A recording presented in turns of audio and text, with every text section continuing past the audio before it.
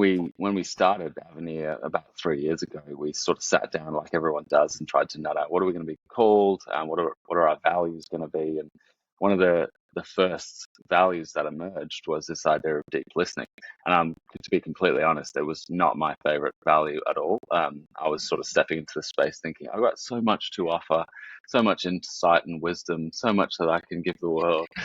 And then I realized pretty quickly, working with people that were far more intelligent and competent than I was, that actually I didn't have all that to offer. And so having this core value of deep listening has over 3 years sort of transformed our practice, but also transformed the way that I approach work and life as well, because it requires a posture of, well, exactly what it says, deep listening, to step into a room or a space with people and have your first and initial posture as one of, okay, so I'm here to learn, I'm here to understand. And you realize pretty quickly that actually one of the core kind of human longings in life is to be seen, to be known, to be understood.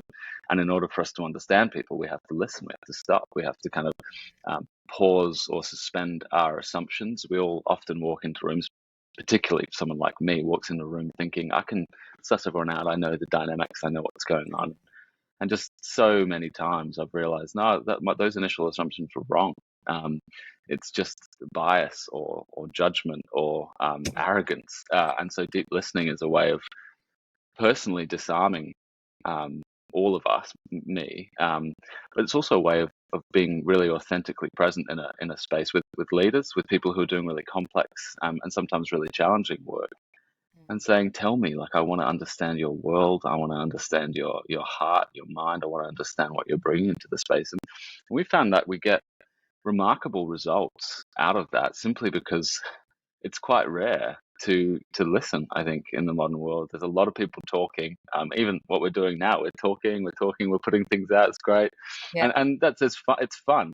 But there's so much noise and so much content to consume, and so many words being spoken on a whole range of different things, that it's quite unique to have a methodology built into an organization that says our primary goal here is to listen. And so I've found that personally challenging, but also personally transformative over the last few years. I found my own leadership practice has started to really take that on.